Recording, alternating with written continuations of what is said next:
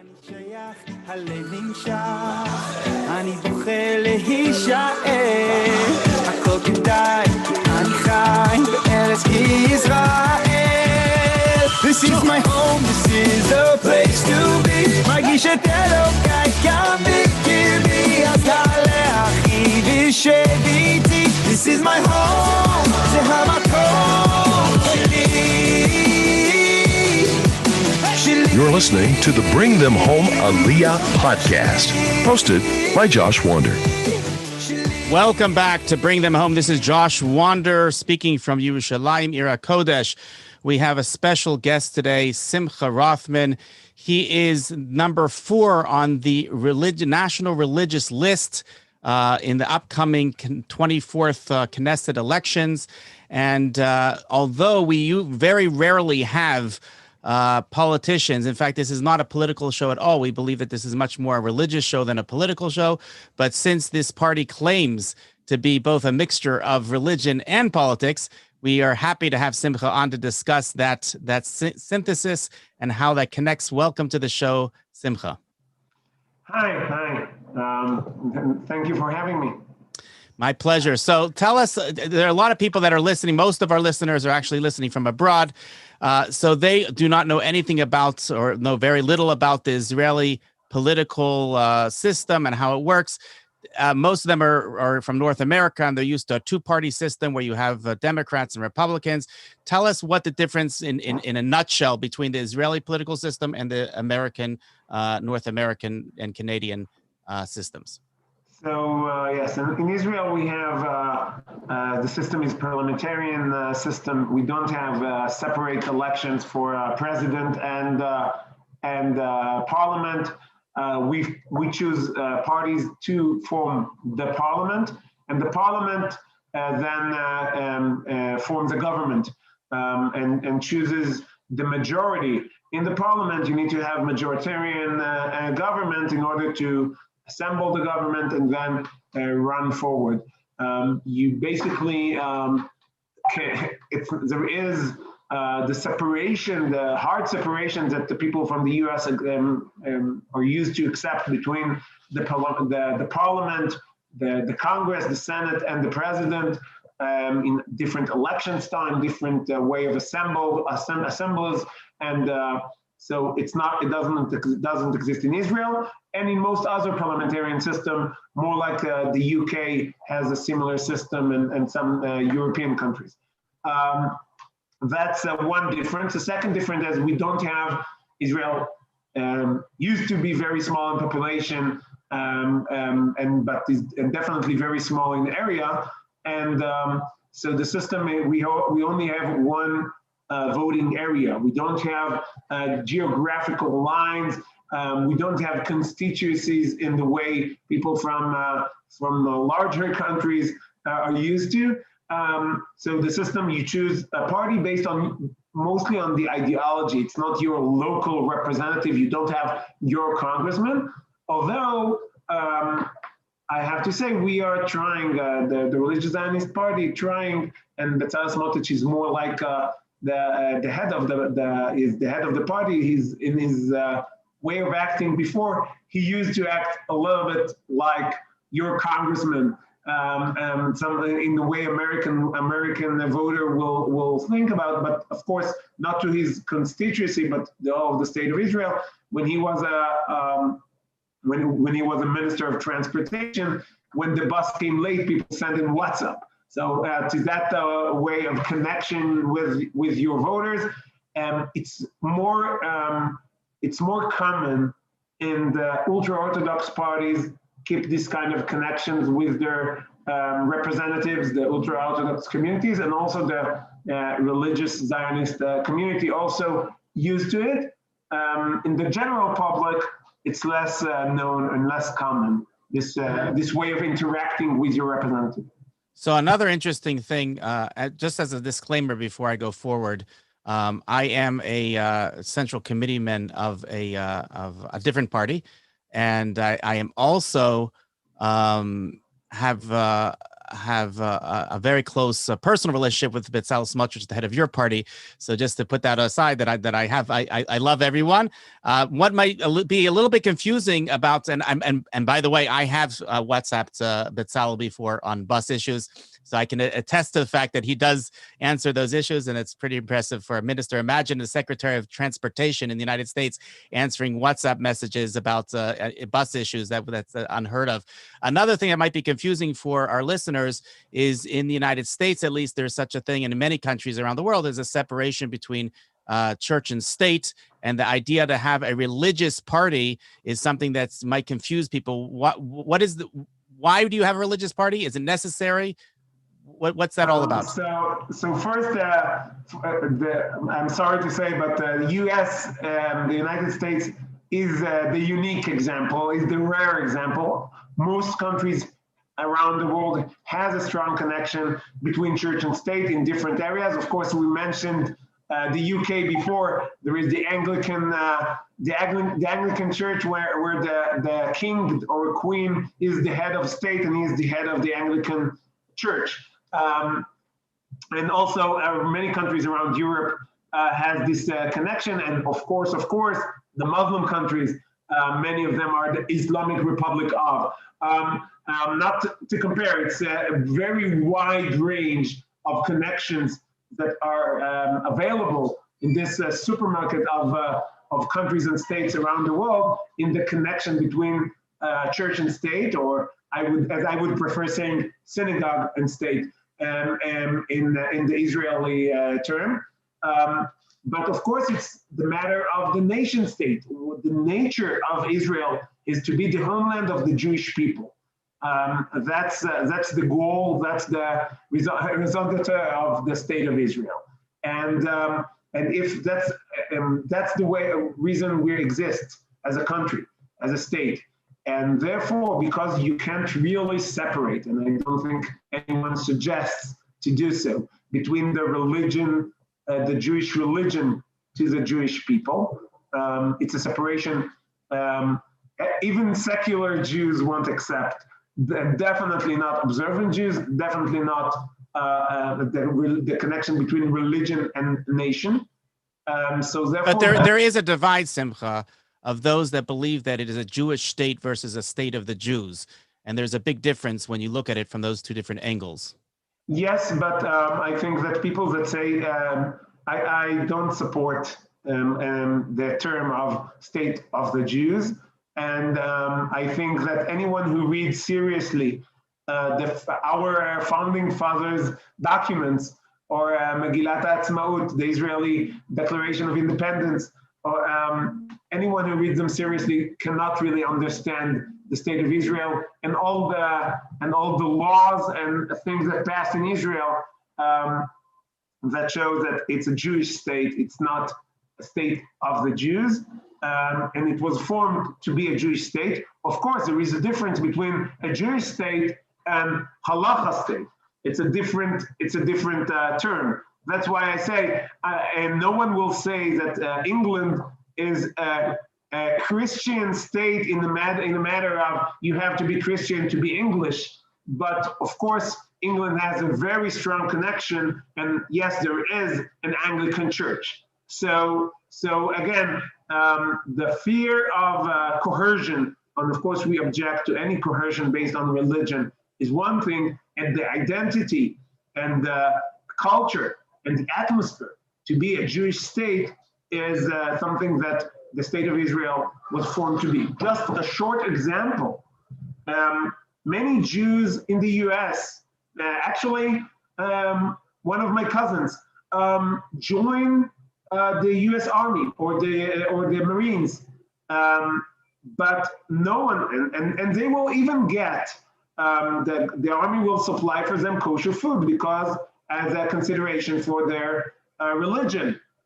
But in Israel, from the very first day of the state of Israel, the decisions that Ben-Gurion made, he said, all the food in the army will be kosher. All the kitchen, even though the observant Jews were a minority at that time, a very small minority, if you will, and definitely a minority amongst the army, the soldiers.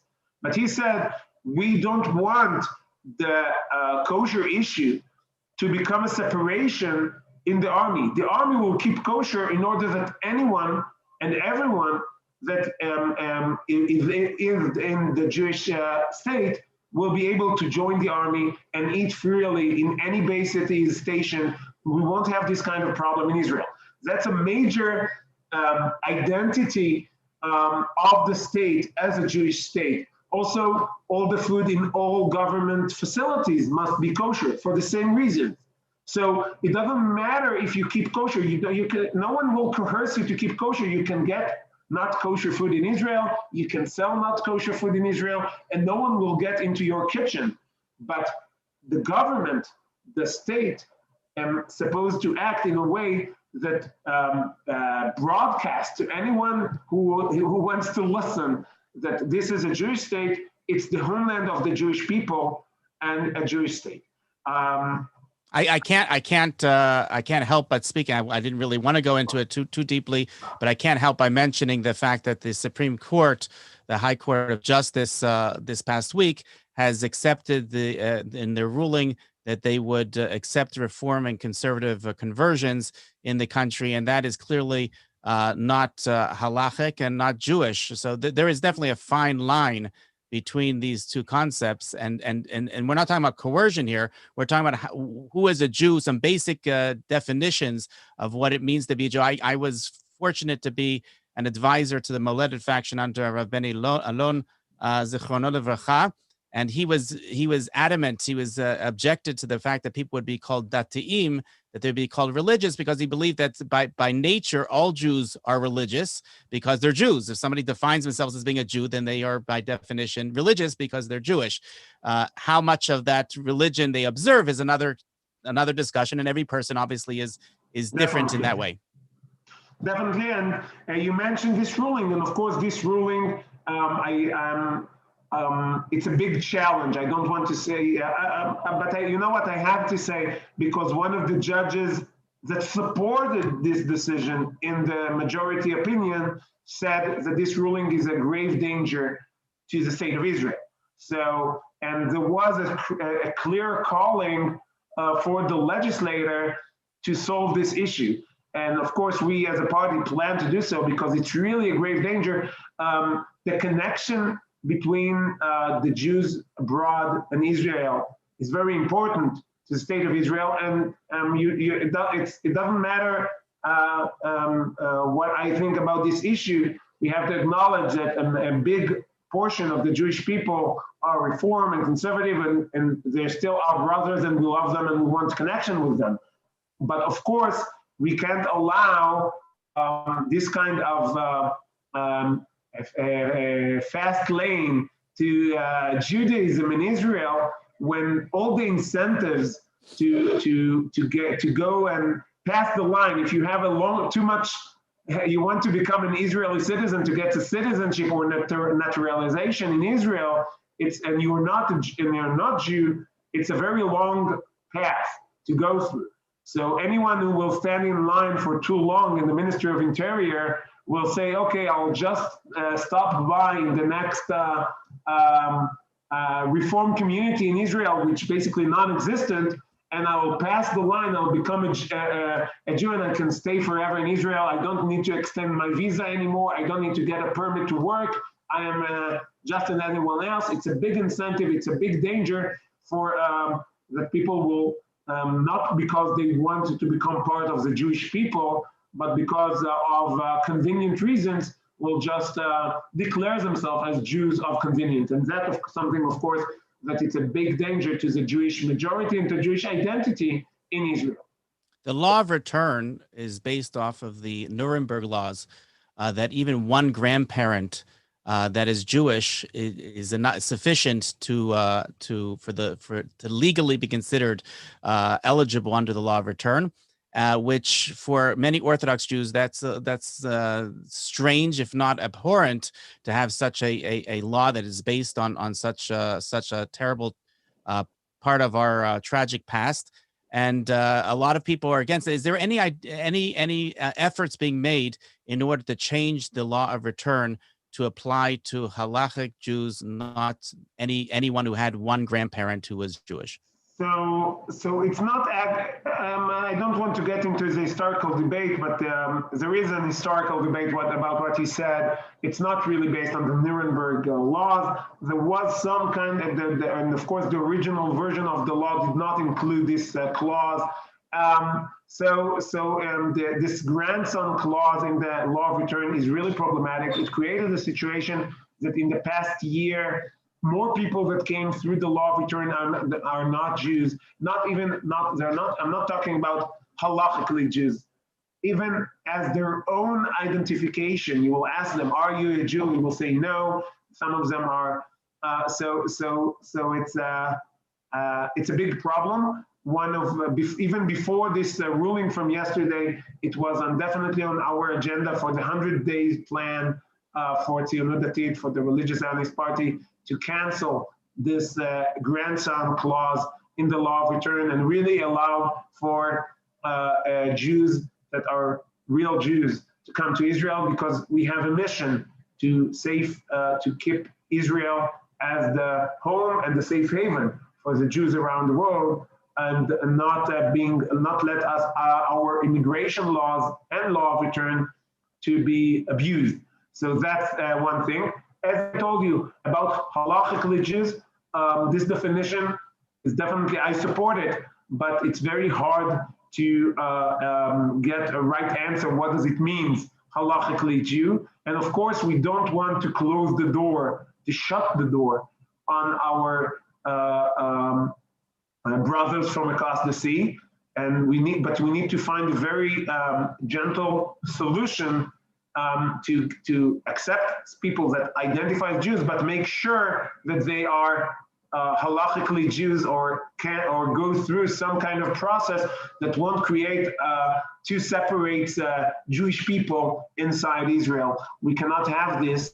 We need to, and the halacha is a very good way, as in the same way on the kosher issue that I said before, and other issues, you need to keep this in line, that people will recognize each other, because it's not enough to self-identify yourself as a Jew. You need to be recognized by your peers as a Jew, and nationality and brotherhood of the Jews need to be both self-identified and recognized by others that are part of those communities and nations. So we need to find a solution for that, but the definition is really, that's why it's a very delicate issue, definitely not an issue for the court to decide. It doesn't have not the time, not the patience, not the authority, or the ability to make those kind of decisions. You're touching upon a point which I know that is dear to you, and it's something that's dear to me, which is the idea of separation of powers. I'll tell you a very quick story that I was fortunate enough to study under Supreme Court Justice Antonin Scalia, Zichrono Livracha. Oh, wow. And he often spoke about this concept of separation of powers, and he was very clear. He used to love to say that what makes the United States so great, the system, in the democratic system in the United States so great, is not its constitution. He made it clear that what he used to say, two-bit dictator in the world has as an equal, if not better, constitution than the United States has. In fact, you often pointed to the constitution of the USSR to show that there are many, many rights above and beyond what the Bill of Rights in the United States has when it comes to their constitution. You have the right to vacation, you have the right to work, you have all sorts of rights that most other countries didn't have. But everybody knows that in the USSR, you had very few actual rights. That having been said, he said what makes the system work and what makes it special and unique is the separation of powers. Now, here we don't have a constitution, although we've been working on it for many years now. And we also have a very serious issue when it comes to this separation of powers. Maybe you just want to touch upon it in a couple sentences. What can be done? So many people point to this as maybe the most serious threat to Israel today is the extreme power of the activist court that we have and how that overrides the other branches of government here. So yes, it's a real problem, and as we spoke about the ruling from yesterday, which goes and joins a very long line of other rulings threaten the Israeli immigration policy and threatening security and other issues. It's a major issue, needs to be taken care of, and the religious, that's basically was my life goal for the past 8 years as the founder of Meshilut, the Israeli Movement for Governability and Democracy, to make this issue in the public clear to the public, clear to the elected officials, and offer solutions. And basically, I can say that the agenda, the 100 days program for the Religious Zionism Party is very detailed on this issue. We have a 7-page in Hebrew, of course, a program. In English, I believe it will be longer.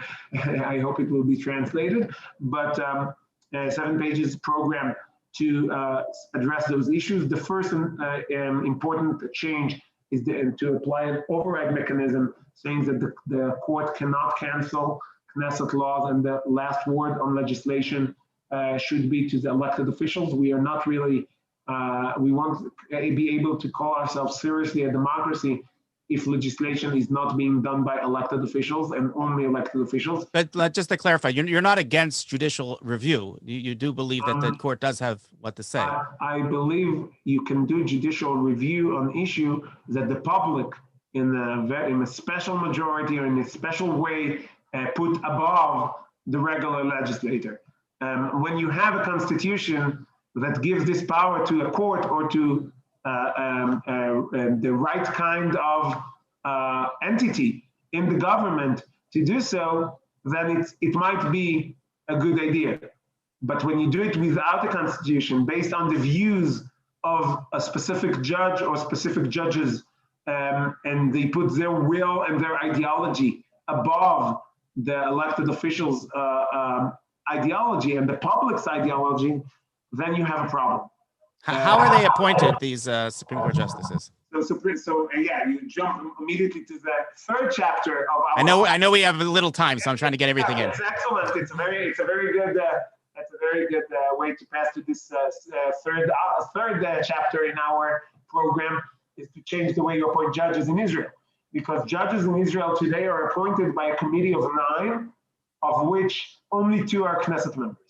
And if you want to count also the ministers as elected officials, which is a reasonable thing to do, then you have 4 out of the 9 that are elected officials, representing both majority and minority in the Israeli public. Meaning the Israeli public, majority and minority, is still a minority in the committees that appoint judges. The rest is 3 Supreme Court judges and 2 members of the Israeli bar, which are also very much connected to the court. So actually, you have 5 legal professionals, 3 judges and 2 lawyers, that have the ultimate power to appoint judges, even if everyone in the Knesset and the government object to this appointment. When you go to the Supreme Court, it's a little bit better, but it's much worse, because you can appoint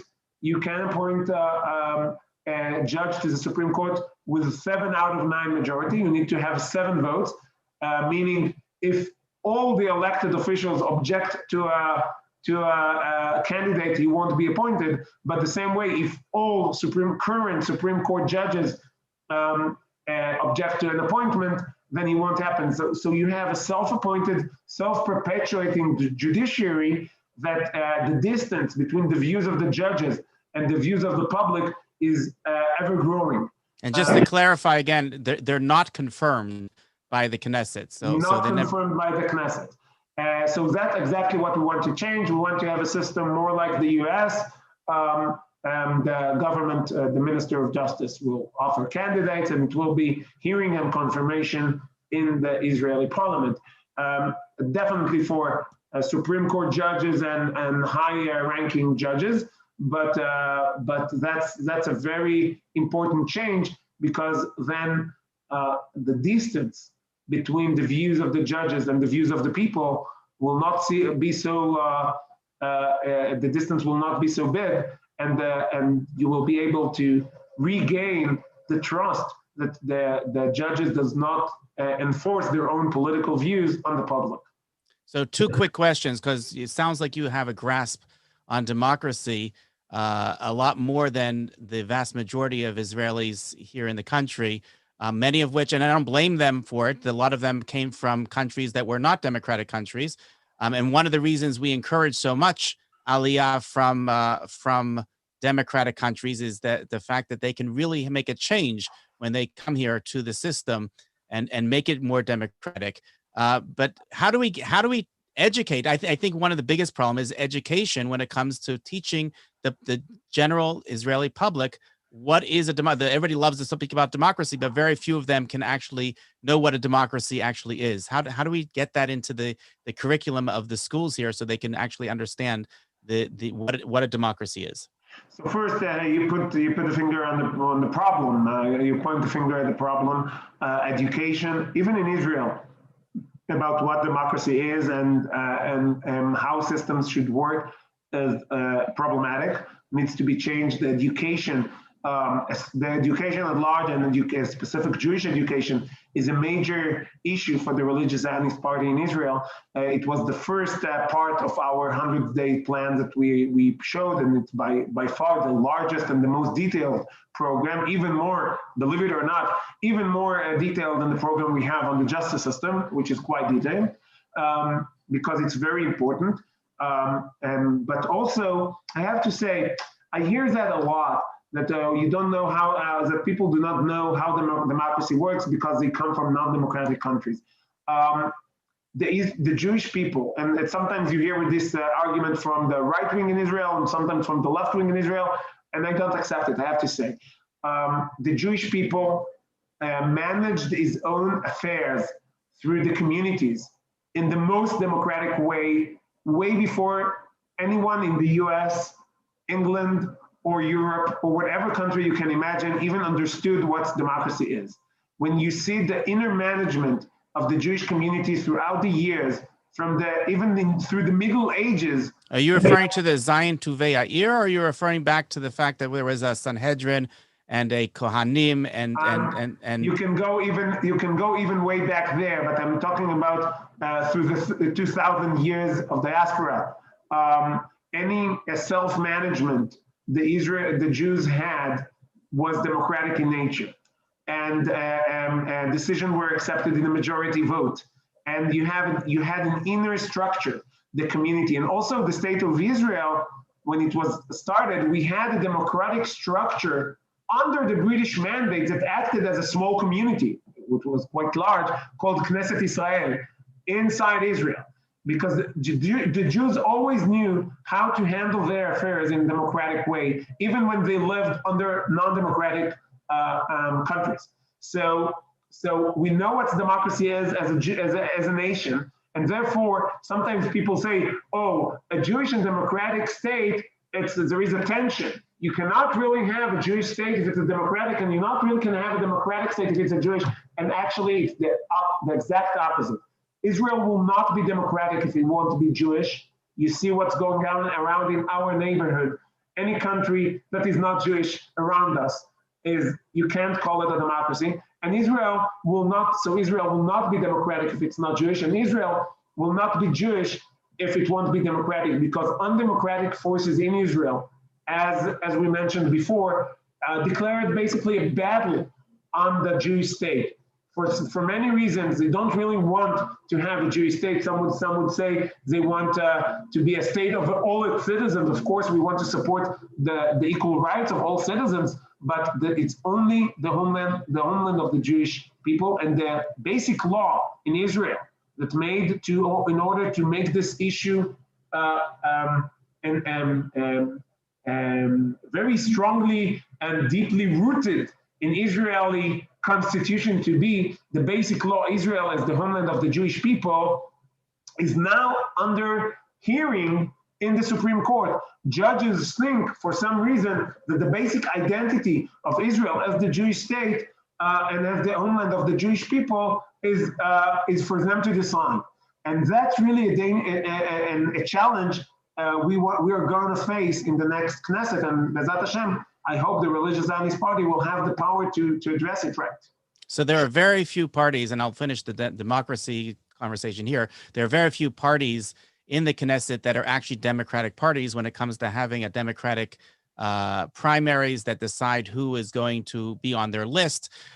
Your party is actually not one of those parties that has a Democratic primary beforehand that's open to the general public. So how do you explain that? If you're so much into democracy, why doesn't your party become a Democratic open primaries party? So first, I don't accept the idea that you must have a primaries in order to be a Democratic party, because the Israeli public, no one forces anyone to vote for any party. So once you put what you have out there, and if the public votes for you, then that's the list that they want.